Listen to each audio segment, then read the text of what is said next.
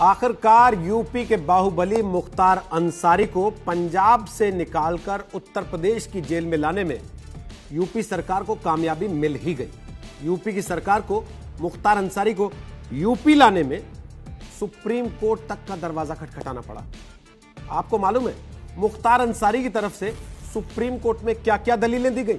मुख्तार अंसारी की तरफ से सुप्रीम कोर्ट में हलफनामा दायर करके कहा गया कि वो एक ऐसे परिवार का हिस्सा है जिसका देश के स्वतंत्रता आंदोलन में भी रोल रहा है और जिस परिवार से देश के राज्यपाल और देश के उपराष्ट्रपति तक रहे। लेकिन अदालत में ये सारी दलीलें काम नहीं आई और आखिरकार अदालत ने मुख्तार अंसारी को पंजाब से उत्तर प्रदेश की जेल में शिफ्ट करने का आदेश दे दिया।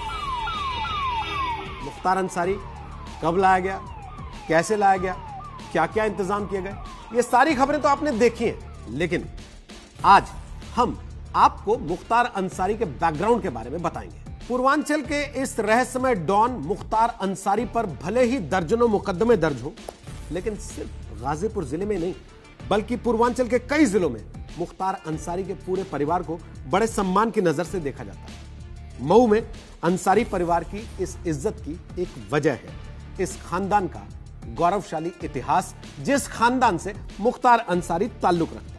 खानदानी रसूख की जो तारीख इस घराने की है वैसी शायद ही पूर्वांचल के किसी और खानदान की। बाहुबली मुख्तार अंसारी के दादा डॉक्टर मुख्तार अहमद अंसारी स्वतंत्रता संग्राम आंदोलन के दौरान 1926-27 में इंडियन नेशनल कांग्रेस के अध्यक्ष रहे।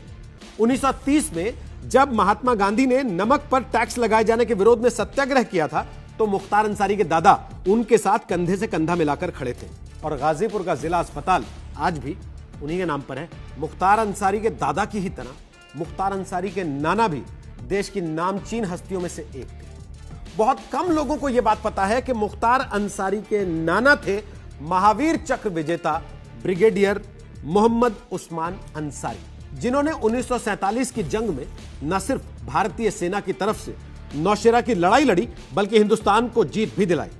हालांकि वो खुद इस जंग में लड़ते लड़ते देश के लिए शहीद हो गए। अंसारी परिवार की इसी विरासत को मुख्तार अंसारी के पिता सुभानुल्लाह अंसारी ने आगे बढ़ाया। कम्युनिस्ट नेता होने के अलावा अपनी साफ सुथरी छवि की वजह से सुभान अंसारी को 1971 के नगरपालिका चुनाव में निर्विरोध चुना गया था।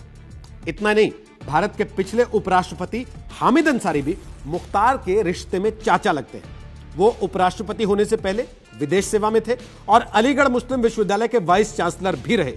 इसके अलावा देश के जाने माने पत्रकार जावेद अंसारी भी रिश्ते में मुख्तार अंसारी के भाई लगते हैं। मुख्तार अंसारी के बड़े भाई अफजल अंसारी, जिनको आपने अक्सर टेलीविजन चैनलों पर देखा होगा, वो 5 बार लेफ्ट पार्टी से विधायक रहे और फिलहाल तीसरी बार गाजीपुर से सांसद हैं। उनके दूसरे भाई सिबगतुल्ला अंसारी 2 बार विधायक रह चुके हैं, हालांकि इस बार वो चुनाव नहीं जीत सके। ये तो हुई मुख्तार अंसारी की पिछली पीढ़ी और उसके साथ की पीढ़ी की बात, लेकिन मुख्तार अंसारी की अगली पीढ़ी के बारे में सुनेंगे तो आपको और ज्यादा हैरानी होगी। मुख्तार अंसारी के बेटे अब्बास अंसारी शॉटगन शूटिंग के इंटरनेशनल खिलाड़ी हैं।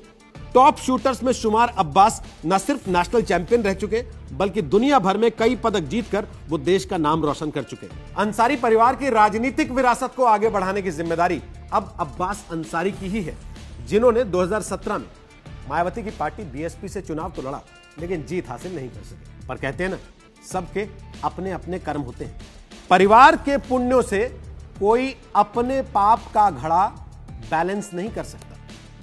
इसीलिए मऊ की कहानी बहुत अजीब है। बीते 5 बार से जो उनका विधायक है वो पिछले 13 साल से जेल में ही बंद है। मर्डर, किडनैपिंग और वसूली जैसी दर्जनों संगीन वारदातों के आरोप में मुख्तार अंसारी के खिलाफ 40 से ज्यादा मुकदमे दर्ज किए गए। 2005 में मुख्तार अंसारी पर हिंसा भड़काने के आरोप लगे। मऊ में दंगा भड़काने के मामले में ही मुख्तार ने गाजीपुर पुलिस के सामने सरेंडर किया था और तभी से वो जेल में बंद है। और आरोप यह है कि जेल में रहते हुए बीजेपी नेता कृष्णानंद राय की 7 साथियों समेत हत्या भी मुख्तार अंसारी नहीं करवाई। जब से उत्तर प्रदेश में योगी सरकार सत्ता में आई तो मुख्तार अंसारी की उल्टी गिनती शुरू हो गई। पंजाब की सरकार ने भले ही मुख्तार अंसारी को रोककर पंजाब में रखने की कितनी भी कोशिश की हो, आखिरकार अदालती आदेश से मुख्तार अंसारी के यूपी आने का रास्ता साफ हुआ और अंसारी के उत्तर प्रदेश आने के पहले ही प्रशासन ने इतनी नकेल अंसारी के परिवार और कारोबार पर कस रखी है